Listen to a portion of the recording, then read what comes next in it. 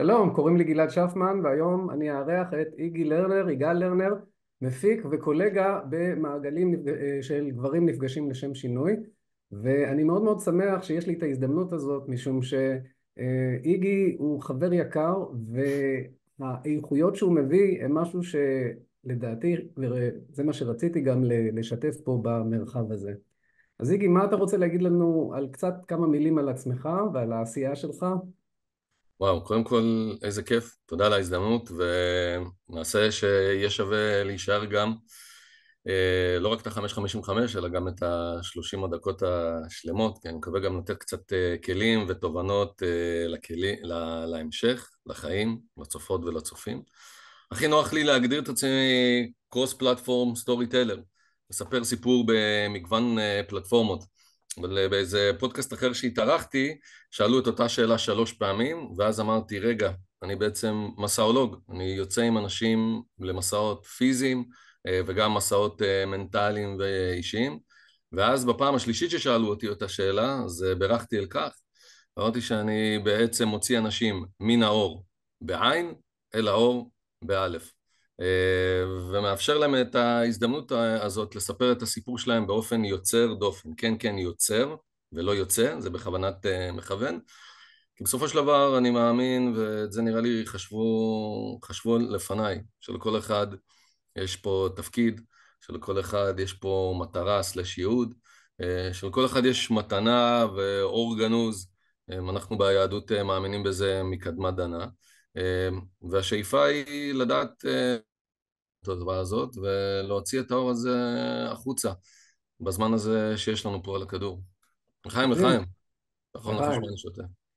כן, ואחד מהדברים שאני נפגשתי בהקשר המשותף שלנו, זה חברנו יוסי, שעשית איתו פרויקט מאוד מעניין של הרצגה, על להוציא לאור בעצם איכויות שבדרך כלל אנחנו לא רואים ביום יום. אתה רוצה לומר על זה משהו? כן, אתה יודע מה, אז נעשה שנייה זום אין, אני בשבחי הסרנדיפיטי, שזה מושג ככה שאני מאמין בו כמתודת חיים. האקדמיה לעברית קרא לזה עתנות, בבחינת חיפש אתונות מצא מלוכה. אז את יוסי אני מכיר באותו מעגל ששנינו מכירים, וזה מסגרת מיזם שנקרא גברים נפגשים לשם שינוי, שבאמצעותו באמת נפתחו וקרו הרבה דברים טובים. בין היתר הפורמט הזה של הרצגות, אחרי מעל 20 שנה, נקרא לזה בעולמות המסך, הטלוויזיה, הקולנוע והרשתות, ריתק אותי העניין הזה של הבמה, והחלטנו לצאת עם מגוון סיפורים שהם מרגשים ומעוררי השראה, בפורמט שנקרא הרצגה, זה הלכי מילים שלא אני המצאתי, הוא קיים עוד קודם, של הרצאה והצגה. ולמעשה במקרה הזה של יוסי, הוא מספר את הסיפור שלו, שהוא סיפור מרתק. למעשה זה התחיל באותו מפגש ראשון, ב10 בפברואר 2019, אני זוכר פשוט שנדהמתי מהיכולת של גברים לבוא ולשים את הלב שלהם במרכז, ויוסי כבר אז, בפגישה, אני זוכר אפילו, זה נחרט אצלי מה הוא לבש, חולצת צווארון תכולה כזאת, והוא סיפר איך בגיל 8 הוא נאנס פעמיים, לדבריו, פעם בגופו, על ידי מדריך הנוער שלו בתנועה, ופעם בנפשו, כפי שהוא תיאר זאת, כשההורים שלו התעלמו ממה שהוא בא לספר להם, וזה הוציא אותו למסלול חיים מאוד מנוכר, אטום, חשדני, ולמעשה החלטנו להעלות את הסיפור שלו, ביחד עם השחקן אורי נועז, שלמעשה מגלם את יוסי וגברים ודמויות אחרות בתחנות חייו, ועם הדבר הזה יצאנו למסע, מסע בימתי, שהוא למעשה מטלטל פעמיים, כי הוא כל פעם חי ונושם מחדש על הבמה, זה גם חתיכת סיפור לא פשוט שמתרגר, מהמילה טריגר, מפעיל לא רק את האנשים על הבמה, אלא גם אלו בקהל, שגם לא נשארים אדישים, זה לא דומה לשום דבר אחר. ולכן אני כל כך מאמין גם בפורמט הזה, כעוד פלטפורמה לספר סיפור מעבר לדברים האחרים שאני עושה, שאם תרצה, אני אספר להם. זה שוק מדהים. לחיים. ואנחנו יכולים לראות שיש מילה שחוזרת הרבה בתוך הכמה דקות האלה שאנחנו נפגשים, זה המילה מסע. ואנחנו אני הייתי שמח אם תוכל להרחיב בעצם על הליווי שאתה עושה, בין אם זה לאדם באופן אישי או לקבוצות, בתוך תהליך שבא להוציא את אותן איכויות, כמו שאמרת, אל האור. אוקיי, אז קודם כל, בגלל שאו-טו-טו אנחנו מסיימים את ה-5:55, אז דש לרשל ויעל כפרה עליהם. אז נגיד שגם חמסה חמסה חמסה, תודה על ההזדמנות, וגם אתם, גם פוף מבסוט, פוף, פוף זה הכלבלב, יש בלת"מים, את זה לא תכננו. גם הסיפור עם פוף זה סיפור ומסע בפני עצמו, אולי בהזדמנות. אבל אני חושב שזו הזדמנות באמת, אפרופו בדקות שנשארו, זה לספר איזה סוג של מסעות אפשר להוציא, וזה גם משהו שבחרתי או הבנתי במסע הפנימי. אז הנה יש לנו עוד שנייה, ועכשיו אני מספר לכם על המסע הפנימי שעברתי, מי שנשאר הרוויח, איזה טיז עשיתי, והכל מתוזמן, שום דבר לא מקרי. אז בסוף בסוף, אני חושב אני שמח שאני מצחיק אותך. בסוף בסוף, זה עניין של בחירה.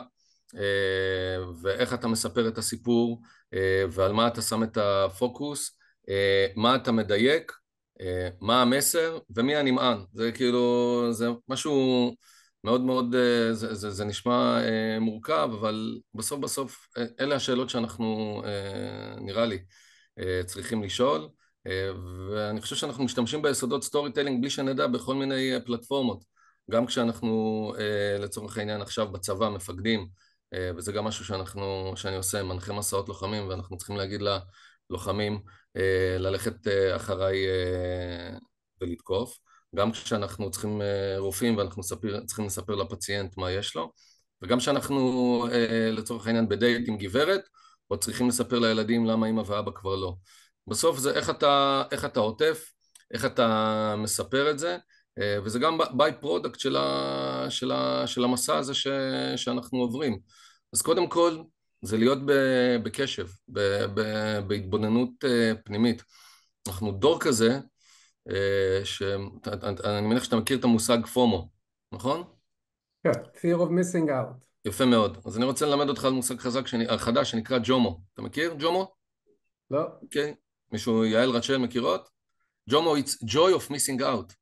אוקיי? איזה כיף זה להתנתק את זה. הנה, אני שמח שהצלחתי ללמד משהו חדש. אני אתמול, דרך אגב, השיחה המקדימה שלנו הייתה אתמול ברכבת, ואתה רואה את כולם כאילו בתוך המסכים, חייבים להתעדכן, בטח בתקופה ההיסטורית וההיסטרית הזאת, ואני סתם, אתה יודע, מסתכל, בוהה, מדמיין, מה הסיפור שלהם, מה הם מקפלים בתוכם, האם הם נראים ועושים מה שנקרא את אותם הדברים. אתה יודע, אתה יכול לראות מישהו ובסוף יש לו סיפור חיים אחר לגמרי, והשתעשעתי עם הרעיון הזה, ובעיקר השתעממתי, לא רק השתעשעתי אלא גם השתעממתי, ואיזה כיף זה להשתעמם, אוקיי? כי אז נראה לי באים הרעיונות הטובים, אז באים המחשבות, לא להיות כל הזמן טרוד במה שקורה ובמה שמפספסים. ואני חושב שבסוף בסוף, בעומק של הדברים, אנשים מחפשים 3 דברים.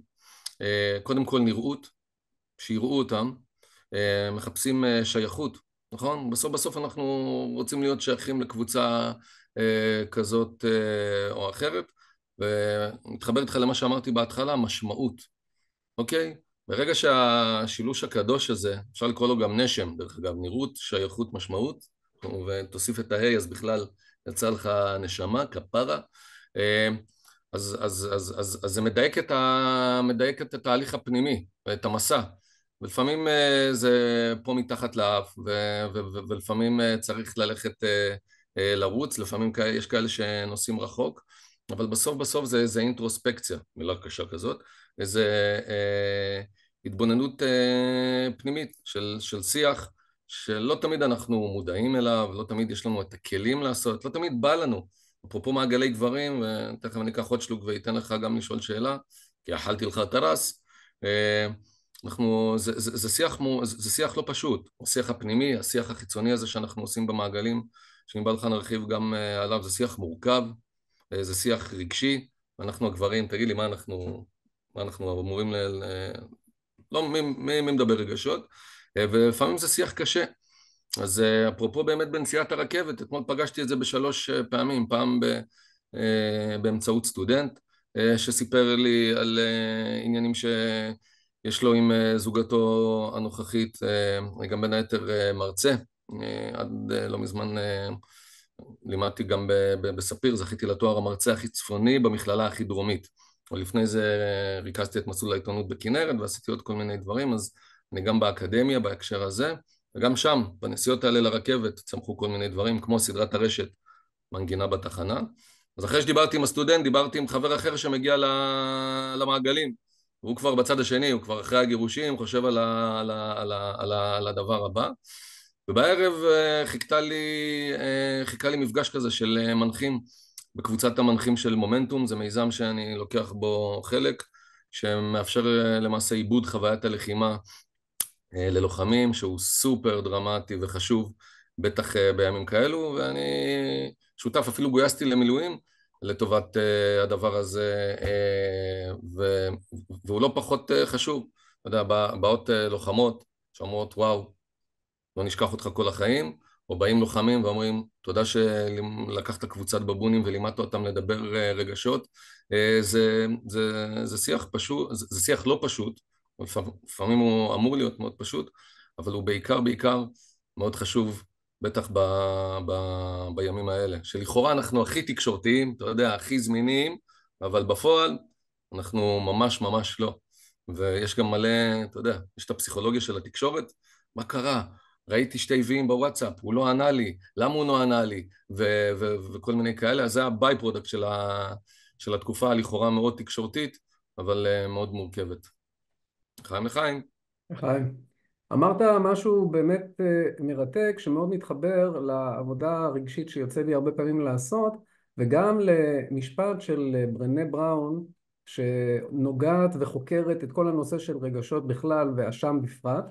זה אנחנו we are wired for connection, אנחנו מכוותים לחיבור, וזה נקודה מאוד מאוד משמעותית. ודבר נוסף שהיא אומרת זה חלק מלהיות אנשים שהם מלאים זה להיות עם אוצר מילים רגשי, וכאן זה באמת נקודה מאוד מאוד משמעותית בתוך השיח הזה לפתוח את זה. איפה אתה רואה את זה בא לידי ביטוי? א', אני חושב שרגש זה כמו שריר. אז צריך לעבוד ולפתח אותו. במעגל הגברים האחרון שעשיתי, מצד אחד ישב בחור, חובש כיפה, דתי, שהוא אמר לי, תקשיב, אני אפילו בשבעה של אבא שלי לא בכיתי. באתי לפה לבכות, באתי לפה לשחרר רגשות, זה משהו שלא לימדו אותי, לא תורגלתי, אוקיי? כמובן אתה מכיר את משל המערה של אפלטון, אם כבר כאילו תקעת ברנה בראון ושחק אותה אקדמי, אז אתה יודע, גם תולעת בסלק חושבת שהעולם הוא אדום, בפרפרזה, אם ננמיך את זה לדיבור של בסטיונרים של יום שישי. זאת אומרת, בסוף אנשים באים ולאט לאט, דרך אגב, אפרופו בצד השני של הבחור הדתי, ישב בחור מיישוב ערבי בצפון הארץ שאומר, אני בודד, אין לי חברים. הוא עשה את כל הדרך, ואני אומר, וואו, איזה הזדמנות יש לנו. דיברנו קודם על המקרו-אינפלואנס, או בעצם לא דיברנו על המקרו. מצד אחד אני עושה פרויקטים דוקומנטריים, מפיק פסטיבל סרטים לסרטי טבע ומסע, פסטיבל קולנוע בכנרת, כי בסוף זה מסע הגיבור. חוזר איתך, אוסף את זה לעניין המעגל, אז לאט לאט, אתה יודע, זה הולך ומתפתח, לאט לאט זה הולך ונבנה, ואנשים ממש מחכים לזה. אנשים כאילו מבחינתם, בהתחלה הייתי עושה את המעגלים האלה ביום חמישי בתור אחד שהוא אוהב ספורט, ימי חמישי, אתה יודע, זה כדורסל, ליגת אלופות וכאלה, או כדורגל, ואמרתי בוא נייצר אלטרנטיבה רגשית. והיו אנשים שממש היה להם מנוי לצורך העניין למכבי, והיו מוותרים על המנוי, ובאים, שתבין כאילו, כשרירים גדלים בהתנגדות, היה מי שאמר פעם, וגם בדבר הזה, הם פשוט מחכים לזה, כי הם אומרים, וואלה, אין לנו את זה עם חברים. אין לנו את זה כשאנחנו רואים כדורגל, מפצחים פיצוחים, אין לנו את זה בבר כשיש מוזיקה, ואנחנו שותים משהו, ופתאום פה עוצרים רגע, אני קורא לזה איזה שמורת טבע של הרגש, אוקיי? ואני שואל, מתי פעם אחרונה דיברתם עם הלב? ויש כמובן התניות, זה מאפשר את השיח הזה, כי קודם כל, נקרא לזה בצל, בלי ביקורת, ציניות ולגלוג. דיברנו קודם על נשם, עכשיו בצל, אוקיי? כי הדברים האלה סוגרים אותך. ברגע שאין את זה באקוסיסטם, אז אנשים מאפשרים לעצמם להיפתח, והאותנטיות הזאת נוצרת רק אם יש הבטחה לאינטימיות. זאת אומרת, גם הגברים האלה שאני אפגוש אותם ברחוב, ואראה אותם בים עם הילדים שלי או באילת, אז הילדים ישאלו, אבא, מי זה? אני אגיד, זה חבר מהמעגל, אבל מה שקורה במעגל נשאר במעגל. ולאט לאט זה נבנה, ולאט לאט זה מתפתח, כי באמת, עוד פעם, לא רוצה להגיע חשבו על זה גדולים ומנוסים לפניי, על השירים שגדלנו עליהם, על אינני בוכה אף פעם, ומה אתה ילדה, מה אתה בוכה, כאילו, כל מיני התניות כאלה, קטנות כאלה ששתלו לנו, של שיח רגשי, וכמו שאתה יודע, יש משפט שגבולות העולם זה גבולות השפה, אוקיי? אז דרך אגב אומרים אפרופו מספרים את זה על טראמפ, שאני חושב שהאמריקאי ממוצע משתמש ב3,000 מילים בוויוקבולרי שלו, באוצר המילים, ולטראמפ הספיקו רק 70 מילים כדי לשלוט באומה הכי חזקה בעולם. Tremendous, אוקיי? ובסוף, עוד פעם, אני לא אכנס איתך על NLP ועל כיבוד, וכמו שאמרנו, גבולות העולם והשפה, אבל הרעיון זה לייצר את המנעד גם השפתי וגם הרגשי, ולחוות אותם, כמו ביבי, ברנה, בראון, אמרה מקודם, ומשם להתקדם, אבל זה תהליך, זה לחצוב בסלע, ולגרום לאנשים לבוא, כי או שהם לא מבינים למה זה חשוב, ורק כשהם מביאים, אומרים, וואלה, טוב שהתעקשת. אמרת משהו שמאוד מהדהד לי חזק, הנושא של יצירת מרחב בטוח ואמון בתוך המעגל, אבל לא רק בתוך המעגל, אלא גם, להבנתי, חלק ממה שקורה בכל המסעות גם ובהפקות שאתה עושה, זה מרחב של יצירת אמון. מה לדעתך מאפשר את זה בצורה שפותחת אנשים לעומק עמוק יותר? אני חושב שבסוף בסוף, אני אספר לך, יודע מה, חשבתי על זה, הכנתי לך הפתעה קטנה. אפרופו 555, חמסה חמסה חמסה, אז הלכתי בדקתי כמה זה גלעד בלי יוד בגימטריה, אתה יודע? לא זוכר בעל פה. יאללה, מהר, אני אעשה לך זה, 107, צחוק אותה כאילו אני זה. אז הלכתי בדקתי מה זה גלעד בגימטריה, בין היתר, אחד מהם זה יהיה אלוהים. ידעת? וואו, יהיה אלוהים. לא כן, זה ידעתי. החשוב. אתה רואה, נתתי לך כבר גם לך זה יצא משתלם, לא רק לחברים של רשל ויעל. אה, אז אני חושב שהרעיון הזה, עוד פעם, לא שפינוזה ולהתחבר לאלוהים שבך וחלקת האלוהים הקטנה, ואתה יודע, בסוף בסוף, אחד הפרויקטים שאני עובד עכשיו זה סרט על הרבי מלובביץ'. הרבי. דרך אגב, ראשי תיבות של רבי, ראש בני ישראל. עכשיו, קשה להאשים אותי בדתיות, ואתה יודע, אבל קודם כל זה סקרנות. אז אני משתדל לבוא סקרן. כמו שלפני זה עשיתי ביוגרפיה על יצחק שמיר, וקשה להאשים אותי כמצביע ימין, אבל ריתקה אותי הדמות. אז once זה הרבי מלובביץ' כסרט, או once זה אותו גבר שהגיע מבאר שבע. שנינו יודעים, בעקבות השביעי באוקטובר, היום זה בדיוק 8 חודשים, נכון? אחרי השביעי באוקטובר, באופן סימבולי או לא סימבולי. היפוך אותיות של מקרה זה השם רקם, למי שמאמין, אפרופו. ואז באמת אם אתה זוכר, סוד גלוי זה שחשבנו במסגרת המיזם המשותף שלנו, דברים נפגשים לשם שינוי, מה אנחנו יכולים לעשות, נכון? אשמת הניצולים וחייבים... אז אני קורא לזה מילואים של הלב, והחלטנו לעשות מעגלי גברים בזום, החל מה-8 באוקטובר, נכון? יום ראשון, אני הרמתי ראשון את היד, אמרתי הנני, כמעשה אברהם, אפרופו אבי ארטוב, שהוא היזם של כל הדבר הזה, בטח הוא משפשף באף, איש יקר וטוב, כשאנחנו מזכירים בשמו, והגיעו כל מיני גברים, הגיע גבר מסלובניה שהיה תקוע, הגיע גבר מקצרין, מקציר, מחריש, ועוד בחור מבאר שבע. גם דתל"ש, יש לו בן בצבא. למה אני מספר את זה? כי אחר כך הוא התעקש, הוא הגיע, אני גר בקריית ביאליק, בן 47, בזוגיות עם לינר, אבא ל4 ילדים, זה בסוגריים קצת על הנהלן. הוא עשה all the fucking way from באר שבע לקריית ביאליק, למעגל גברים פיזי, אוקיי? בדרך עצר, הביא גם מגשי פיצה, הגן הפולני שלי אמר, יא רבאק, סיימנו ב-11, תעשה איזה אס.אם.אס קטן שחזרת רק הביתה בשלום, אחרי הכל. הגן הפולני כאמור.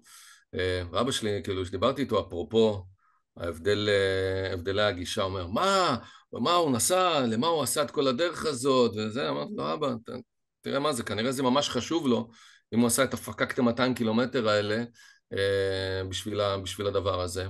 אז אני חושב שזה באמת עניין של ביטחון, שאתה מרגיש, במנחה, בחברים, הקרייב, הפשן הזה,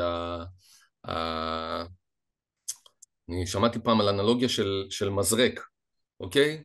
נכון? כשאנחנו מושכים מזרק, אז יש כזה ואקום, אוקיי?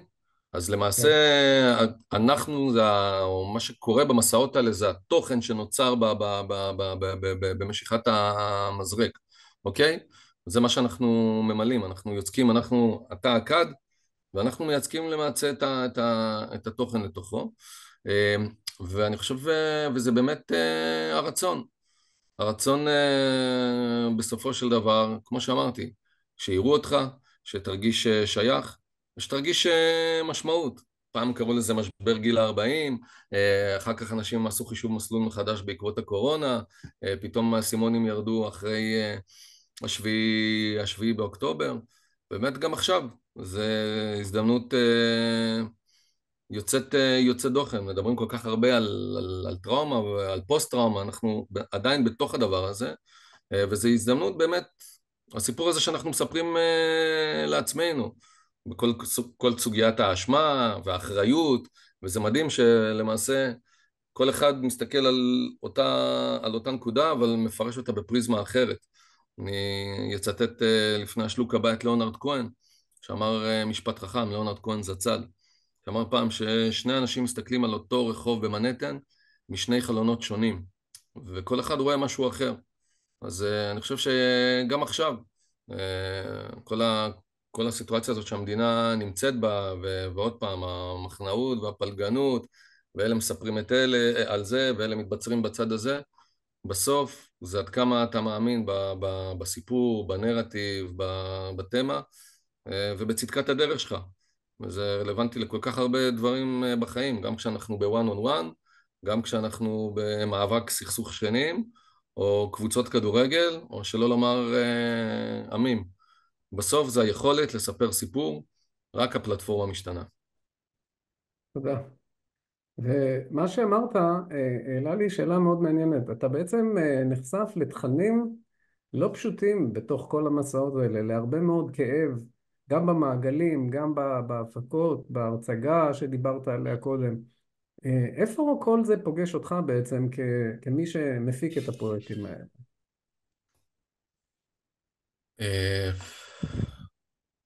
א', שאלה טובה, ויפה גם שכל פעם יש לך איזה שאלת שרשור מעניינת, וזה גם מאוד כזה טיפולי, איפה זה פוגש אותך, מה זה מפעיל אצלך, נכון? אתה ממש חי את כל הקלישאות, אבל סחטן עליך, שחק let's play. תראה, בסוף,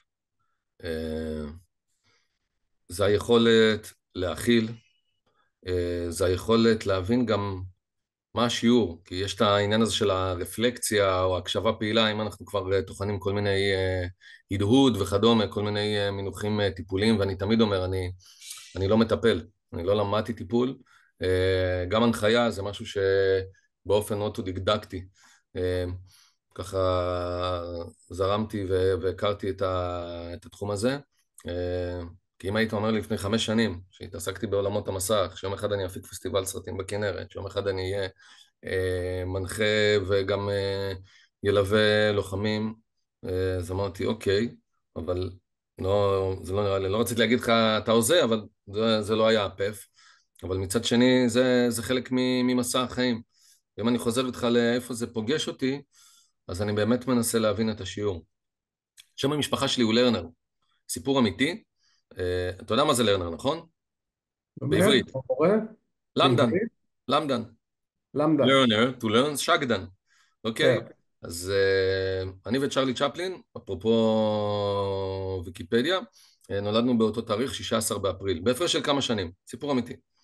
צ'רלי כפרה עליו אמר שיום בלי חיוך הוא יום מבוזבז, מכירים את המשפט הזה? כן. ואני אומר לארבעת ילדיי שיהיו בריאים, האחים גרים, גפן, רז, יונתן ומיקה. אה, דרך אגב, אחים גרים זה מושג שחשבנו עליו בתקופת הקורונה, לא תכננו להיות האחים גרים. אה, אז אני אומר להם, יום שאתם לא לומדים בו משהו חדש, הוא יום מבוזבז.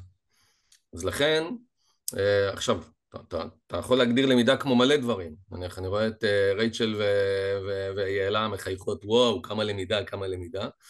אבל אני מבחינתי שהכרתי את שתי הבחורות המדהימות האלה, זה גם למידה, כי הן שותפות, ואחר כך נקבע באיזה עצימות להמשך מסע חיינו, אוקיי? אז זה גם למידה. או שאותו בחור שסיפרתי לך קודם, רוצה לפרק את החבילה, ופתאום כשאני מדבר איתו, אני שומע את עצמי, או אני חושב עליי, בנקודות זמן מסוימות. אגב, העניין הזה של הקשבה פעילה. אז יש פעמים שבאמת, אחד הפורמטים הראשונים שעשיתי בטלוויזיה הייתה סדרה שקראו לה ישר ללב. 3 דמויות שיושבות, אפרופו 3, יש לנו עוד 3 דקות, כפרה, שים לב לשעון. אז 3 דמויות שאין קשר ביניהם, אבל יש להם מכנה משותף. וראיינתי ככה, הגעתי ל-18 דמויות ביום, זה הפך לפורמט טלוויזיוני, לייט נייט שהיה ברשת, ואני הייתי מאחורי הבמה, מאחורי המצלמה, זה היה כזה בנוי כמו סוג של וידוי. אז אחרי כזה יום, לא בא לך כלום, אוקיי? אתה חצי פסיכולוג, הכרתי מלא חברים, חלקם בקשר איתי עד עכשיו, היו בחתונות, אירועים וכאלה, אבל כן, בסוף אתה כמו כלי, אתה צריך, נכון, יש את העניין הזה עם הדלי והדמעות, נכון, יש את הספר ההוא, אז אתה כן, צריך גם, נניח, היום נראה לי, אני אלך ירוץ ואחשוב על מה שאמרתי ועל מה שלא אמרתי, אבל על ההזדמנות גם שניתנה לי. או סתם ילך לעשות מדיטציה בדקה, ובסוף בסוף, אתה יודע, עוד פעם, אני לא איש דתי, אבל אני אומר, וואלה, קמתי, איש עשיר, אתה יודע מה זה ראשי תיבות של עשיר? זה מישהו שיש לו כן. עיניים, שיניים, ידיים ורגליים. Mm. יש יעל, עיניים, שיניים, ידיים ורגליים, כולל משקפיים. אז אני אומר, וואלה, אני עשיר. ויחד, אז זה ברוך שעשני נקבים נקבים בבוקר. עוד פעם, לא דתי. בלילה אני אומר, וואלה, מה אני לוקח איתי מהיום הזה? ככה גם לפני הילדים, אחים גרים מקודם, אני אומר להם 2 דברים. קודם כל אני שואל אותם, ספרו לי משהו טוב, משמעותי, שלקחתם איתכם מהיום הזה, כי יום שעובר לא חוזר, איזו מחשבה שאני לוקח איתי מהילדות שלי, פילוסופיה בשקל. ודבר שני, אני אומר להם תמיד, שאמא ואבא מאמינים בכם ואוהבים אתכם. זה גם משהו שחשוב לעשות, בטח בתקופה הזאת, וזה ממש ממש לא מובן מאליו. אבל זה גם יאנוש קורצ'אק אמר משהו, נכון? זוכר? בהחלט. לטובת מי שלא יודע מה הוא אמר, שכל אחד... אוקיי, אני זורק עכשיו לך, יש לי יאללה, הרמת בלקאוט. באיזה. כל ילד צריך מבוגר אחד שיאמין בו. כן, נכון. מדהים, מדהים. עם איזה מסרים אתה מוציא אותנו מהמפגש הזה, ואני בהכרת תודה גם על זה שהסכמת לבוא ולהתארח פה ולשוחח איתי על זה, וגם בהכרת תודה על זה שסיימת את כל השיחה שלנו על כמה הלמידה והתודה הם חלק כל כך משמעותי מחיי היום-יום שלנו, וממה שמעשיר אותנו ומאפשר לנו להתפתח כבני אדם. אז אם יש לך ככה מילה אחרונה, ב10 שניות, מה תגיד? תודה. תודה. או כמו שהרבי מלובביץ' היה אומר, כשהוא היה נותן את הדולר, הצלחה וברכה, נכון? והרבי כפרה עליו היה אומר ששני יהודים נפגשים, השלישי צריך להרוויח, ולכן את הדולר תיתן לצדקה. אני מקווה שהמפגש שלנו, הדבר הזוגי הזה, יצר תובנה לאחר. תודה רבה.